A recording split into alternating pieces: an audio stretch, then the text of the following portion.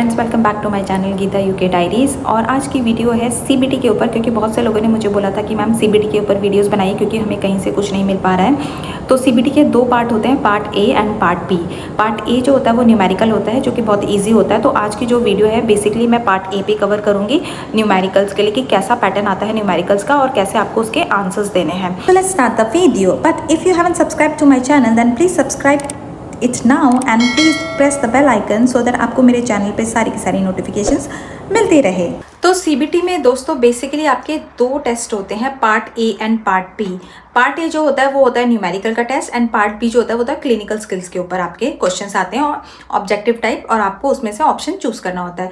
तो जो part A है वो 30 मिनट्स की ड्यूरेशन का होता है, जिसमें कि आपको 15 जो क्वेश्चंस हैं न्यूमेरिकल के पूछे जाते हैं, और उसमें से अगर आपको पास होना है तो आपको 14 क्वेश्चंस 14 क्वेश्चंस के आंसर बिल्कुल करेक्ट देने हैं। अगर आपका एक आंसर गलत भी हो जाता तो भी आप पास होंगे। तो बेसिकली आपको 90% चाहिए पार्ट ए में पास होने के लिए।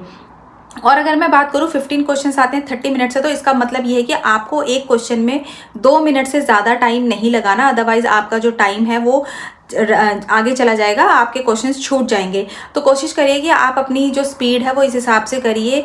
और जो इसमें क्वेश्चंस आते हैं वो मैं आपको पैटर्न अभी दिखा देती हूँ, वो बहुत ही इजी आते हैं। तो मोस्टली 30 मिनट से पहले ही आपका जो क्वेश्चंस है वो कंप्लीट हो जाने चाहिए। तो चलिए फिर मैं आपको बताती हूँ बेसिक पैटर्न कैसा आता है और आपको उसको सॉल्व कैसे करना है। तो दोस्तों अगर आपको गूगल पे टाइप करेंगे आप Pearson VUE numerical CBT mock test, तो उस हिसाब से आपकी जो वेबसाइट है वो खुलेगी और उसमें जाके आप अपनी प्रैक्टिस कर सकते हैं। तो यहाँ पर मैंने टाइप कर दिया है Pearson VUE CBT numerical mock test.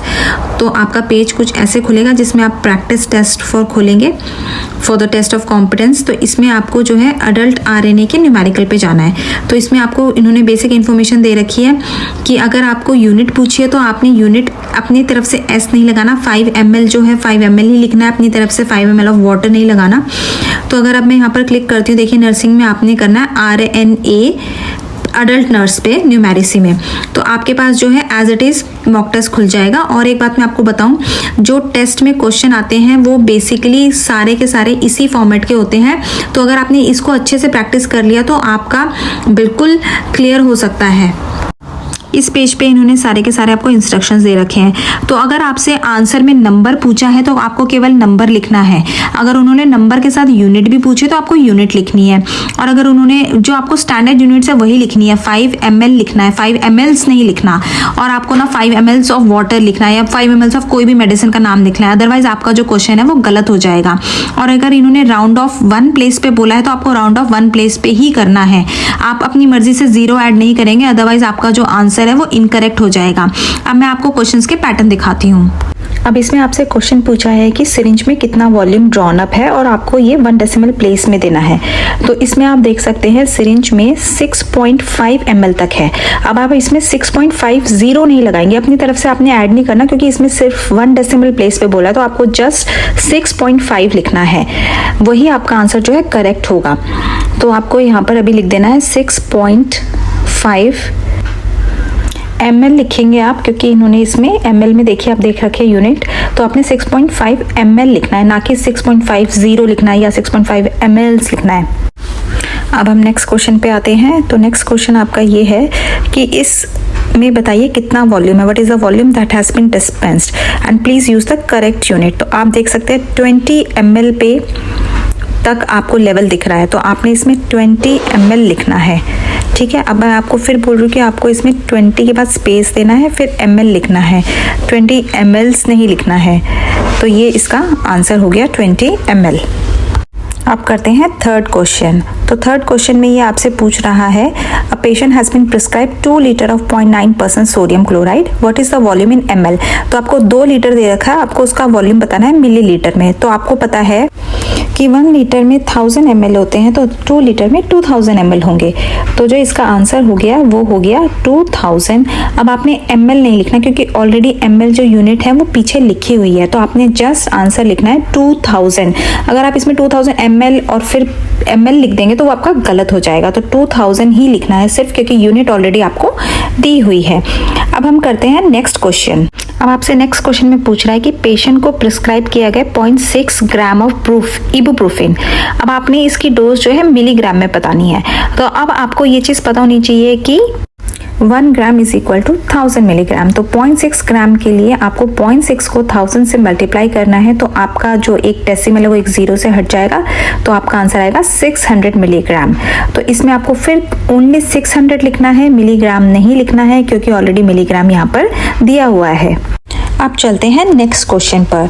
तो नेक्स्ट क्वेश्चन जैसे आप देख सकते हैं आया है कि a patient has been prescribe 300 milligram of phenytoin, how many tablet should be administered. तो 300 मिलीग्राम फेनिटोइन एक पेशेंट को दी है और आपके पास जो टैबलेट की अवेलेबल फॉर्म है वो 100 मिलीग्राम टैबलेट्स है, यानी एक टैबलेट जो है 100 मिलीग्राम की है और आपके पेशेंट को प्रिस्क्राइब है 300 मिलीग्राम। तो ऑब्वियसली बात है आप कितनी टैबलेट देंगे, 100 मिलीग्राम की एक टैबलेट हो गई, 2 टैबलेट 200 की और 3 टैबलेट हो गई 300 मिलीग्राम्स की, तो आप उसको 3 टैबलेट्स देंगे।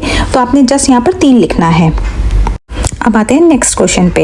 एक पेशेंट को 1 ग्राम कार्बोसिस्टीन सॉल्यूशन प्रिस्क्राइब है, अब आप उसको कितना वॉल्यूम एडमिनिस्टर करेंगे। अब आप देखिए आपके पास जो अवेलेबल सॉल्यूशन है इस मेडिसिन का वो है 5 ml में 200 मिलीग्राम्स। तो 1 ml में कितना होगा, पहले हम 1 ml का निकालते हैं और आपको पता है जब हम ज़्यादा से कम का निकालते हैं तो हम डिवाइड करते हैं। तो 1 ml निकालने के लिए हम 200 डिवाइडेड बाय 5 करेंगे विच इज़ 40 मिलीग्राम। तो इसको मैं इस तरीके से भी लिख सकती हूँ उल्टा करके कि 40 मिलीग्राम में 1 ml है और मुझे पेशेंट को कितना प्रिस्क्राइब किया गया 1 ग्राम। 1 ग्राम मतलब कि 1000 मिलीग्राम। तो मैं 1 ग्राम ना लिख के 1000 मिलीग्राम लिखूंगी, क्योंकि हमेशा जो यूनिट्स है वो सेम होनी चाहिए। मिलीग्राम है तो सब कुछ मिलीग्राम में होना चाहिए। तो आपका जो है 1000 मिलीग्राम में कितना ml होगा, आप क्या करेंगे क्रॉस मल्टीप्लिकेशन कर देंगे। जो 1000 मिलीग्राम है वो मल्टीप्लाई में चला जाएगा 1 ml के साथ, और जो 40 मिलीग्राम है वो इक्वल टू के अपोजिट साइड है तो वो क्रॉस मल्टीप्लिकेशन में डिवाइड में आ जाएगा, तो वो डिवाइडेड बाय 40 हो जाएगा। तो आंसर आएगा इसका 25 ml। यानी कि अगर आपको 1000 मिलीग्राम कार्बोसिस्टीन देना है तो आपको पेशेंट को 25 ml जो है सोल्यूशन देना पड़ेगा, जो कि इक्वल टू होगा 1000 मिलीग्राम के।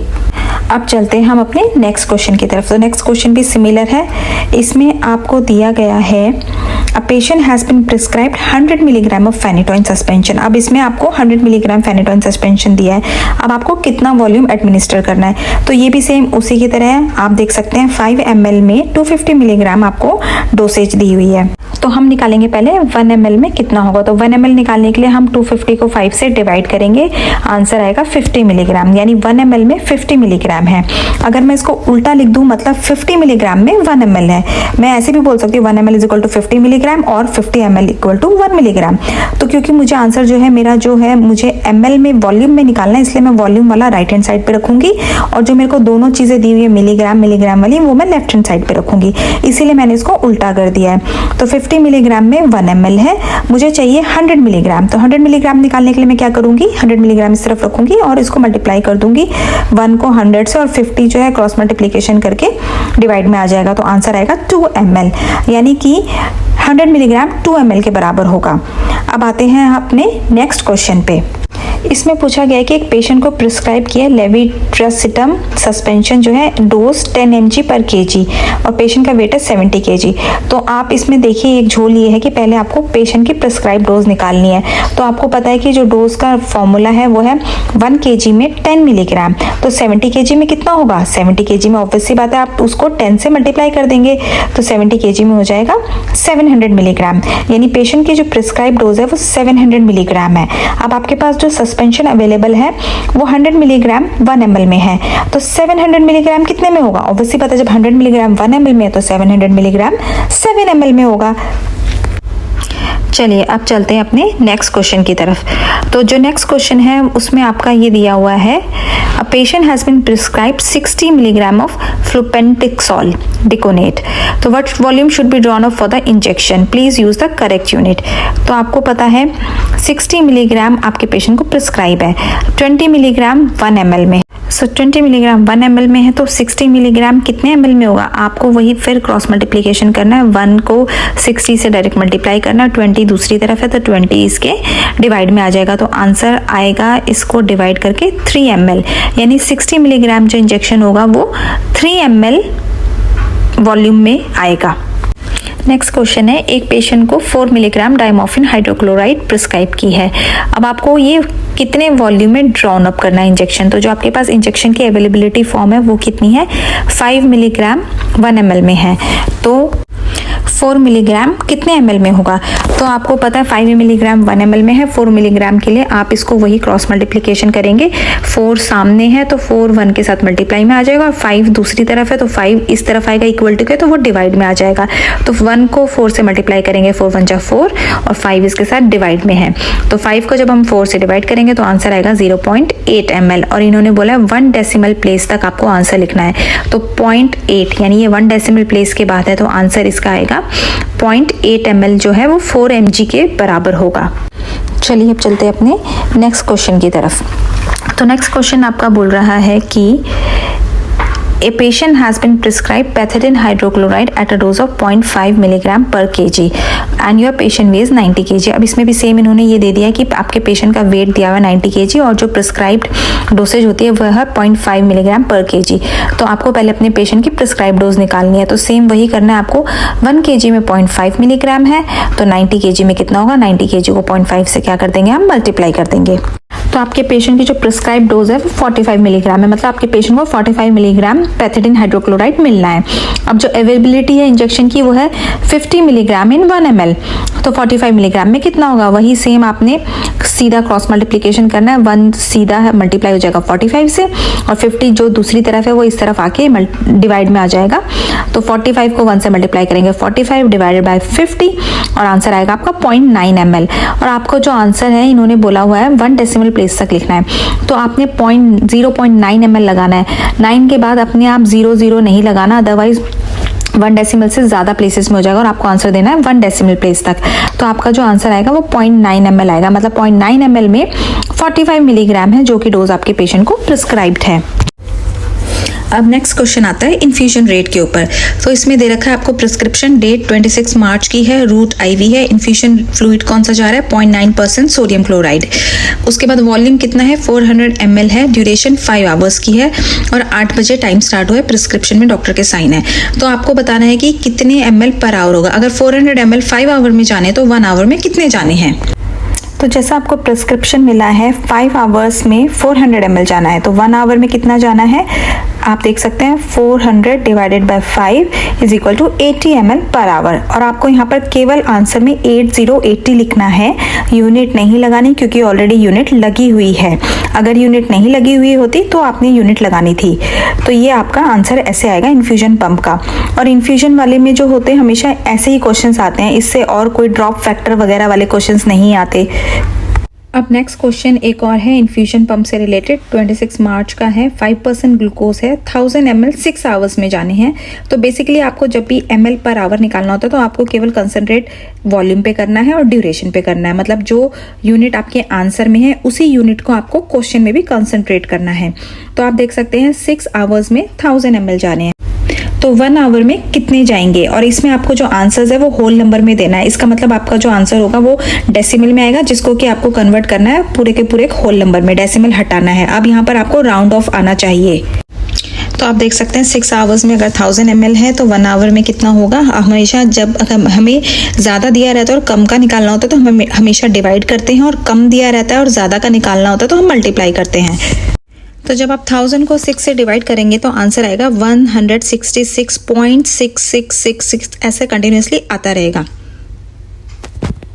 पर अब आपने आंसर जो है डेसिमल में नहीं देना, आपने इसको होल नंबर बनाना है। तो होल नंबर के लिए क्या होता है, आप हमेशा जो है 5 या उससे ज़्यादा का नंबर होगा तो वो नंबर आगे वाले को 1 दे देता है। तो जैसे यहाँ पर आप देख सकते हैं डेसिमल के बाद 6 है, 2 बार 6 है, तो एक 6 ने अगर अपना 1 आगे को दिया तो वो 7 हो गया। फिर आपको होल नंबर चाहिए, डेसिमल नहीं चाहिए, तो अब वो जो 7 नंबर पे आया है वो है 5 से बड़ा, तो ये अपने आगे वाले को 1 दे देगा, यानी 166 का हो जाएगा 167। तो दोस्तों जो लास्ट क्वेश्चन आता है वो एक फ्लूइड बैलेंस के ऊपर आता है कि इनटेक और आउटपुट आपको दिया रहता है, तो आपको बताना होता है इनटेक कितना, आउटपुट कितना है, और ये पॉजिटिव बैलेंस है कि नेगेटिव बैलेंस है। अगर आउटपुट ज़्यादा होगा इनपुट से, इनटेक से, तो नेगेटिव बैलेंस हो जाएगा, और अगर इनटेक ज़्यादा होगा आउटपुट से तो पॉजिटिव बैलेंस हो जाएगा। और आपको बाकायदा उसमें निशान भी लगाने, मतलब अगर पॉजिटिव बैलेंस है तो आपको पॉजिटिव शो करना है, अगर नेगेटिव बैलेंस है तो आपको आगे नेगेटिव साइन ज़रूर लगाना है। तो ये जैसे आपके पास एक सैंपल आया हुआ है, आप देख सकते हैं कि इसमें इंट्रावीनस फ्लूइड है ओरल इनटेक इसमें आपको दिखाया, तो जितने भी ओरल इनटेक और इंट्रावेनस इन्फ्यूजन है इन सबको आपको ऐड करके इनटेक निकालना है, और जितना भी यूरिन और एस्पिरेट वॉमिटिंग वगैरह है वो सब आपको आउटपुट में निकालना है। तो जितना आपका टोटल इनटेक आ जाएगा उसमें से आपको आउटपुट को माइनस करना है। अगर इनटेक ज़्यादा होगा आउटपुट से तो ऑब्वियसली बात है पॉजिटिव बैलेंस होगा, क्योंकि आंसर आपका पॉजिटिव में आएगा, और अगर आउटपुट ज़्यादा होगा इनटेक से तो आपका जो आंसर है वो माइनस में आएगा। इसका मतलब आपका नेगेटिव बैलेंस हो रहा है। तो यहीं पर आप टोटल इनटेक और आउटपुट का आपको ऑप्शन दिया रहता है, कॉलम दिया रहता है, तो आपने इनटेक की जगह इनटेक लिखना है, आउटपुट की जगह आउटपुट लिखना है, और टोटल फ्लूइड बैलेंस में आपको पॉजिटिव या माइनस जो भी आपकी वैल्यू आ रही है माइनस करके वो लिखनी है, और साइन उसी का लगाना है जो बड़ा होगा। अगर इनटेक ज़्यादा है तो पॉजिटिव साइन आएगा, अगर आउटपुट ज़्यादा है तो नेगेटिव साइन आएगा। तो ये आप देख सकते हैं कि इनपुट की जगह इनपुट लिखना है, आउटपुट की जगह आउटपुट लिखना है, और उसके बाद आपको बैलेंस दिखाना है कि बैलेंस पॉजिटिव है या नेगेटिव है। तो ये ऐसे होता है। तो जब आपके मॉक टेस्ट में पूरे 15 के 15 क्वेश्चंस कंप्लीट हो जाएंगे तो आपको आपका रिजल्ट ऐसे दिखाई देगा कि क्वेश्चन 1, 2, 3 से लेके 15 तक, तो जो भी इनकरेक्ट होगा वो आपके आगे आ जाएगा। तो मेरा इसमें देखिए एक इनकरेक्ट हो गया इनटेक आउटपुट, क्योंकि मैंने बस जल्दी जल्दी में कैलकुलेशन किया था, तो फिर भी मैं मतलब पास मानी जाऊंगी, क्योंकि 15 में से आपको 14 करेक्ट देने हैं, और अगर आपका एक इनकरेक्ट है तो भी आप पास हो गए। 90% आपको रिजल्ट चाहिए। तो फिर यही मॉक टेस्ट है, और यही मॉक टेस्ट अगर आप प्रैक्टिस करके जाओगे तो यही सेम मॉक टेस्ट आएगा, बस डिजिट चेंज हो जाएगी। तो आप बेफिक्र होकर ये वाला मॉक टेस्ट आराम से प्रिपेयर कर सकते हैं। 2-3 टेस्ट पियर्सन व्यू की वेबसाइट पे है मॉक टेस्ट, आप जाके अच्छे से प्रिपेयर करिए ताकि आप अपना जो पार्ट ए न्यूमरेसी है उसको क्लियर कर पाए, और ये बहुत ईजी होता है। आप फालतू के क्वेश्चन जैसे ड्रॉप फैक्टर वाले ये सब करने की कोई ज़रूरत नहीं, क्योंकि जो पैटर्न आएगा वो सेम यही क्वेश्चन का पैटर्न आएगा। तो दोस्तों यही होता है सीबीटी पार्ट ए न्यूमेरिकल, जिसमें 15 क्वेश्चंस आते हैं, और यकीन मानिए कि पियर्सन व्यू की जो वेबसाइट है उसमें जो मॉक टेस्ट दे रखे हैं न्यूमेरिकल अडल्ट आरएनए के, same as it is question का पैटर्न आपके एक्चुअल एग्जाम वाले दिन आएगा, जिसमें आपको 15 क्वेश्चंस करने हैं 30 मिनट्स में। तो अगर आपने ये प्रैक्टिस अच्छे से की हुई है तो आप आई एम श्योर 30 मिनट से पहले ही अपने जो भी आपके आंसर्स है वो दे पाएंगे और अपना पार्ट ए जो है क्लियर कर पाएंगे। अगर आपको आज की वीडियो अच्छी लगी हो तो प्लीज़ मेरे चैनल को थम्स अप करिए और सब्सक्राइब करिए, और ज़्यादा से ज़्यादा लोगों के साथ शेयर करिए। तो मिलती हूँ मैं आपसे अगली वीडियो में।